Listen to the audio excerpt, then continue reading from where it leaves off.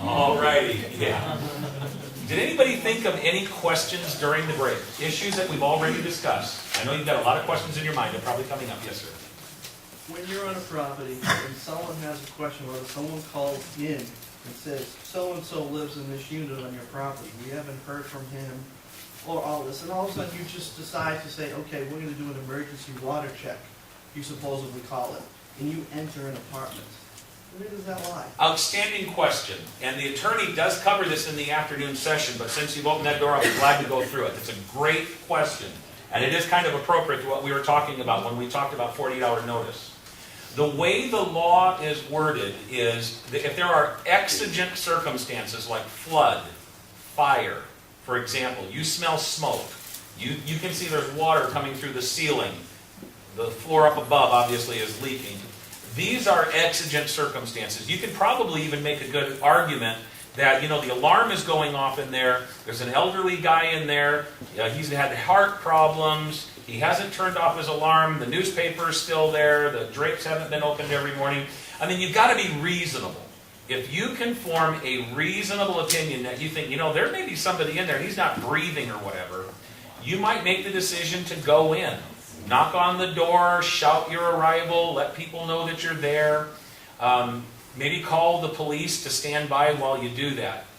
What you've got to understand is you've got to be very cautious. In the state of Texas, they've actually got a law where they've got these privacy deadbolts on the inside because there were so many landlords, property managers, abusing the key to go in and out of those apartments that they've passed some really strict laws there.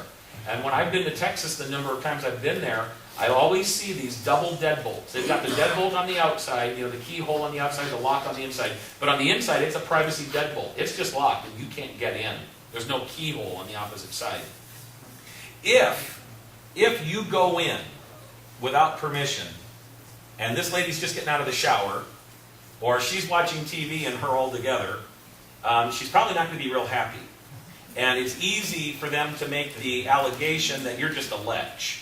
Okay, you're just a pervert, and you did this on purpose, and you just don't want to be in that position. So you really have to be cautious. Well, you know, you normally take a witness when you go to do something like that, so it's just not a solo person. Outstanding idea. And you know, if there's a woman in there, maybe take a woman to let her knock on the door. If there's a guy, maybe the guy goes. I don't know. I'm not going to give you legal advice. Denny will certainly do that. I'm just going to tell you, be cautious. I know what happens with Skip, someone's not sure, and they end up saying, well, let's go do an emergency water check. Yeah. Well, of course we know that's full of... Yeah, you know, yeah, stuff. if there's no leaks. Yeah. Right. Yeah. You can light a match and say, I smell smoke. Yeah, but you know, that's you're right. That's not good either. The point is, be reasonable.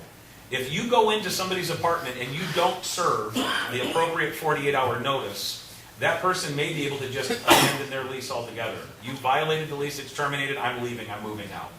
You might try to get some kind of sanction against you for a month's free rent. I mean, the bottom line is you don't want to do it. It's just not good. But if you really truly are concerned for their safety, if you think you can articulate that, then you're taking a risk, but maybe it's a good risk. What if a resident does have that double key cylinder on there? Isn't that illegal if that's the only entrance in or out with no other way out? You are not supposed to put a double cylinder deadbolt on those doors. If But they do it, it depends. I mean, there's no code that says they can't do it, but is it keyed appropriately so that the key that you have will still open that? Of course not. Of course not, because a lot of times what people do is they don't want maintenance having a key to their apartment, so they go out and buy their own double cylinder deadbolt and they install that. Well, if you follow the landlord-tenant law and you follow the lease, you're going to see that's not allowed.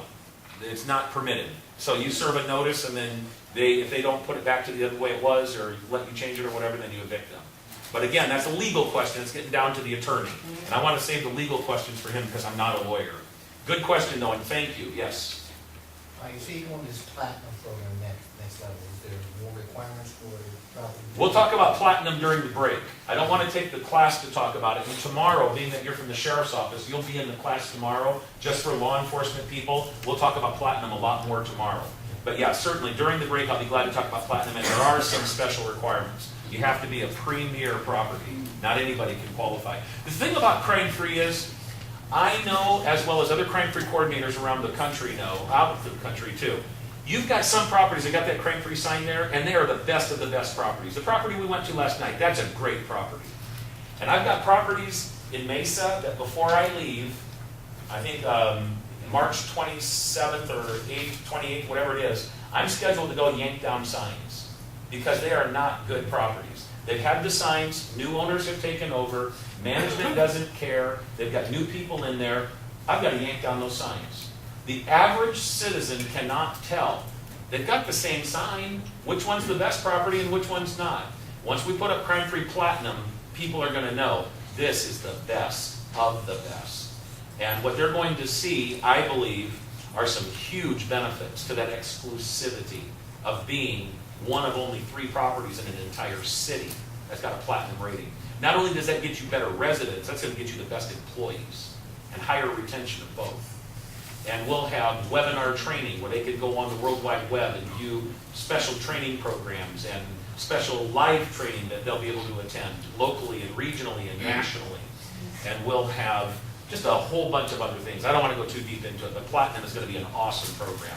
It's going to be the best properties. Yes, ma'am. Can anyone on a property, whether it be a owner, renter, a prospective buyer or renter, see the crime logs that's held in the office in a crime-free zone? Well, keep in mind, it's public record. So if Right. anybody comes to the police department, we're going to give it to them. Okay? Second of all, if you're the manager and somebody says, I'm thinking about moving in, but I'd like to see your crime stats, I'm going to tell you, I think you're better to show them. I think you're better to show them. Absolutely. But what about people already living there?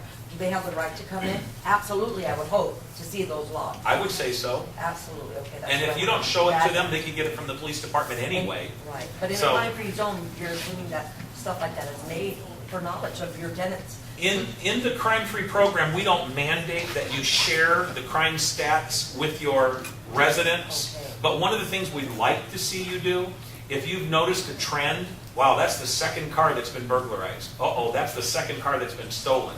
And you might even do it for the very first one. Put a notice out to everybody and say, hey, heads up. Crime knows no address. We all know that. Crime can happen anywhere. We know that. And we're participating in the crime-free program. We've got a relationship with the police department. And to that end, we want to let you know, we had a crime that happened here. We had a vehicle that was stolen on the northeast corner of the property.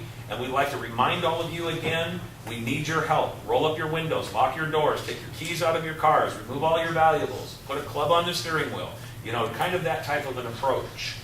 And hopefully that will alert everybody to where you don't have a repeat. Great question. Somebody else? Yes. My husband and I are fairly new, very new, and in order to get those stats, do you just call the Mesa Police Department, or is there an email? How do you? Which property are you at? Citrus Gardens Mobile Home Park. Okay, yes. You guys are a fully certified property. And by you coming here, you're going to be recertified. Your certification lapsed because you're the new manager. And it is a requirement that not only the property be certified, but also the manager.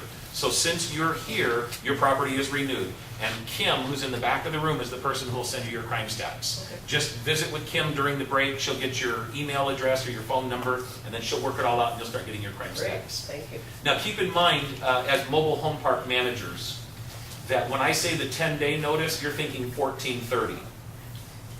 Okay?